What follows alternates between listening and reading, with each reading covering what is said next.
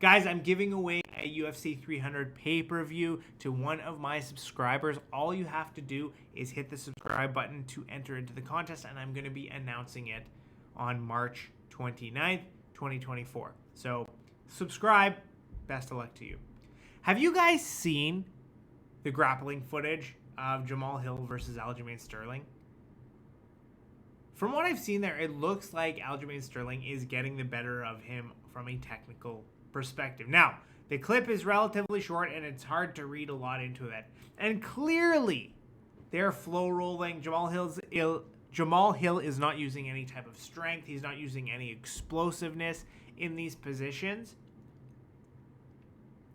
But it just makes me wonder, like, how is he in the grappling department, right? Because it looks to me like his path to victory is probably going to be, you know, via grappling, through takedowns, through ground game, through ground and pound, right? Because on the feet, like, Alex Periera is dangerous, right? All that kickboxing background, that nuclear left hook, all these different things, it leads me to believe that Jamahal Hill is going to have to game plan this in a way where grappling and kind of being on the inside, making it dirty, that's kind of going to have to be his strategy facing Alex Periera.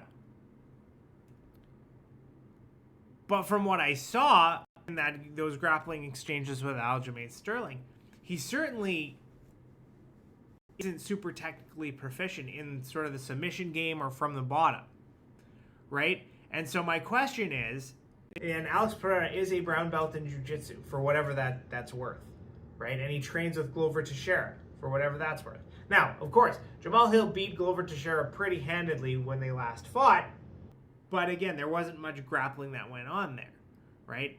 He was striking with a guy who is a grappler. But now, is he going to strike with the striker at 205? That's the question, right?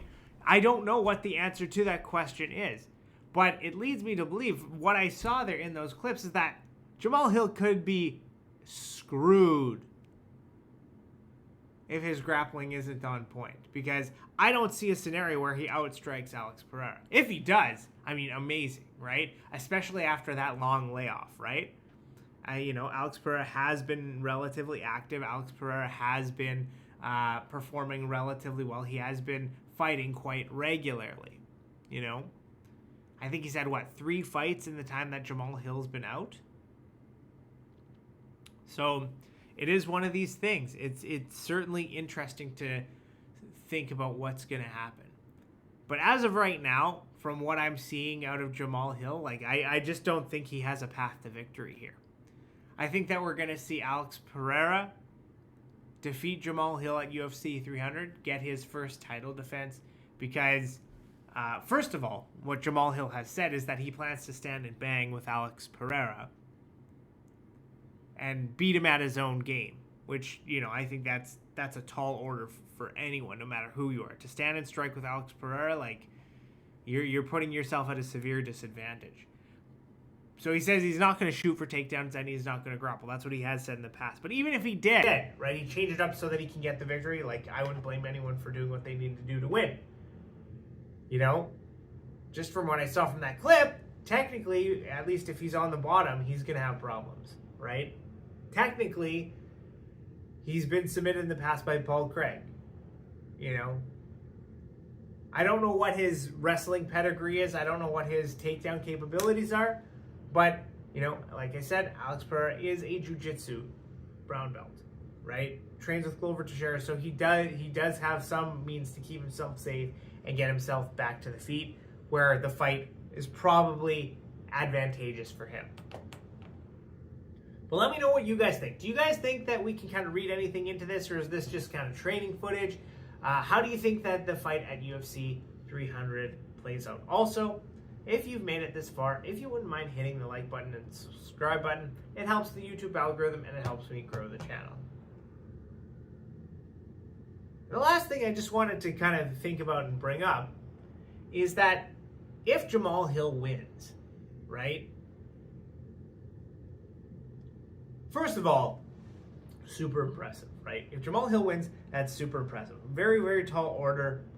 But then the question goes, okay, like, where do you go from here, right? Because Alex Periera, he has said he wanted to, move up to heavyweight, different things like that. So it's certainly interesting. But as of right now, from what I've seen so far, my early prediction is that I think Alex Periera is going to defend his title against Jamahal Hill. Thank you guys for watching, and we'll see you next time.